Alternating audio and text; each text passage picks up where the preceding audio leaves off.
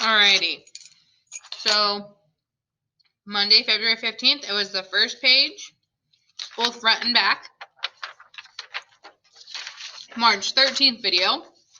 More practice. These ones are all decimals. Our goal is still the same, to get your variable alone.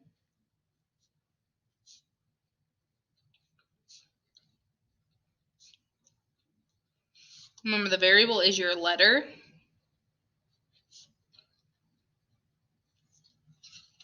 To get it alone. On this page, it's decimals. But I copied the wrong pages. I copied pages in the wrong order. So this one is decimals, and it's only, multiplying or dividing. So I'm going to go ahead and I'm going to draw my line down every problem.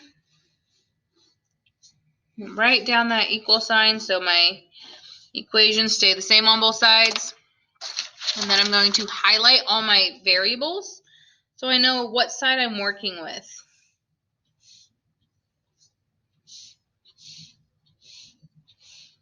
Okay.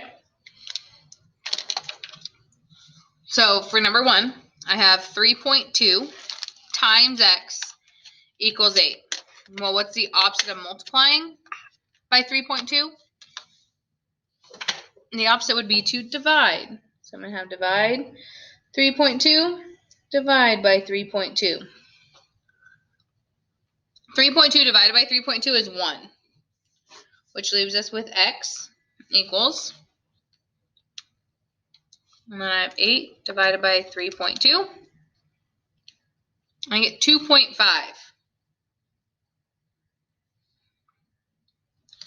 Number 2, I have p divided by 9. Well, what's the opposite of dividing by 9? Would be to multiply by 9. And for this one, I'm going to write my times right here, 9 over 1. When you're multiplying, we now have 9 over 9, which cancels each other out and gives us 1p. So I'm left with p equals, I'm going to multiply this by 9. You cannot forget your negative sign because that's going to change your value. So I have negative 2.9 times 9. I get 26.1. Oh, negative 26.1.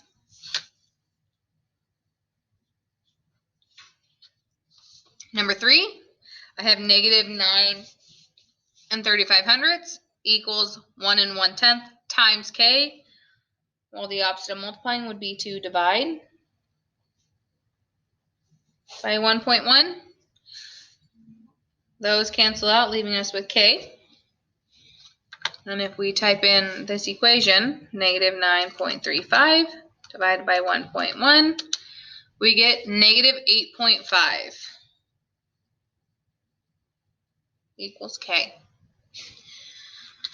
Number 4, we have 5 equals y divided by 4/10. Well, the opposite of dividing by 4/10 would be to multiply. So times 0.4 times 0.4. Those equal 1. We now have y equals. So the 0 that's in front of your 4, you don't have to put it in. If you do, it gives you the same value. The 0 before is a placeholder, and so our answer is 2. Number 5. 5 and 8/10 equals a divided by 6. Well, the opposite of dividing by 6 would be to multiply by 6. Our 6's cancel out, or they give us a 1. So we're left with a equals, and now I have 5 and 8/10 times 6, and we get 34 and 8/10. Number 6, I have negative 10 and 3/10 times r equals 1 300. The opposite of multiplying would be to divide, and you have to bring that negative sign with it. And when we type it in,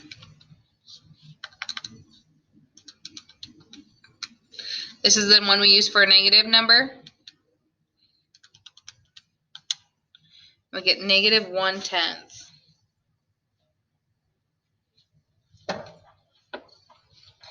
Next, number 7. Alrighty, number 7. We have 7 equals 3.5 times n. So the opposite of multiplying by n, or multiplying by 3.5 would be to divide.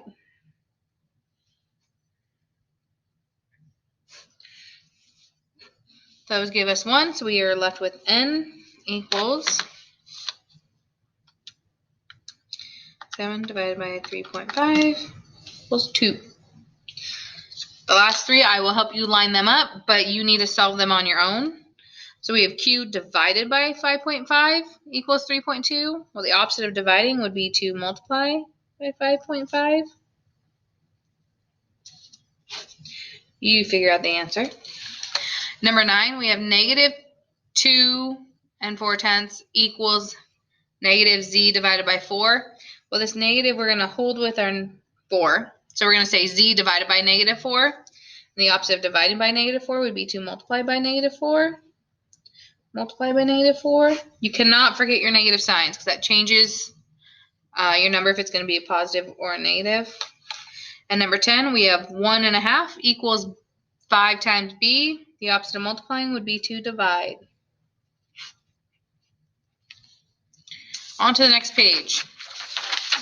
So, as I think I've said multiple times, and the one that says page 18 at the bottom, it starts with Selena is baking chocolate chip cookies. Other classes have decided that this page is extra credit.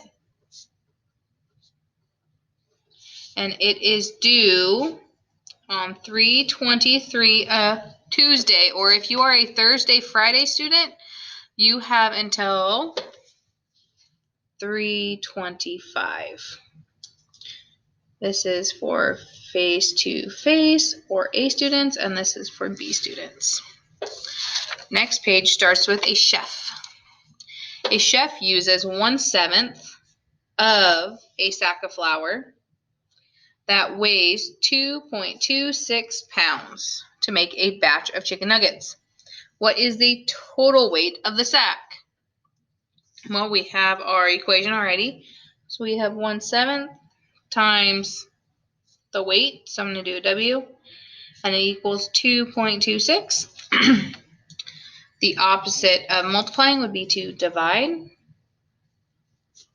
by 1/7, and you will get an answer of something pounds. To type this in on your calculator, you can do it one of 2 ways. I'm going to do them up here. So way 1, you have 2.26 divided by 1 A, B, C, depending on the type of calculator you're using, that turns this into a fraction, 7. If you're using a Desmos, you can do 2.26 divided by, and then hit that fraction button, and 1/7. Number 2, Mr. Darcy makes a stop at a New Jersey gas station. He fills 14 gallons of gasoline in his Honda Odyssey. So that's how much he puts in. The fuel tank is now 2/3 full. What is the maximum capacity of his fuel tank? So 2/3 of some number, of means to multiply, equals 14 gallons. The opposite of multiplying by 2/3 would be to divide. You're going to get an answer, and you're going to fill it in. And the way you type this in is similar to number 1. You're just going to change the values. Number 3, Laura's height is found to be 5/9 of Kevin's height and is 39 inches tall. Laura is 39 inches tall. How tall is Kevin? Well, we have our equation right here. 5/9 times Kevin equals 39 inches tall. The opposite of multiplying by 5/9 would be to divide. And you would get your answer, blank inches tall. Number 4, Juneau, Alaska received 1/4 of Monday's snowfall on Christmas Day. If Juneau recorded 17 inches on Christmas Day, how many inches did it snow on Monday? So again, we have our equation already set up. So 1/4 of Monday's snow, which we don't know what it is, on Christmas Day, which was 17 inches. The opposite of multiplying would be to divide by 1/4. And you're going to get some amount of inches of snow. And the last one. A truck carries 30 bags of avocados to a local supermarket. If each, so that means multiply, bag weighs 7.65 pounds, what is the total weight? So this one's lines up perfectly for you. So you have 30 times 7.65 equals T for total weight. This you just have to multiply, and you're going to get some number of pounds. Alrighty, that is it for the March 16th video.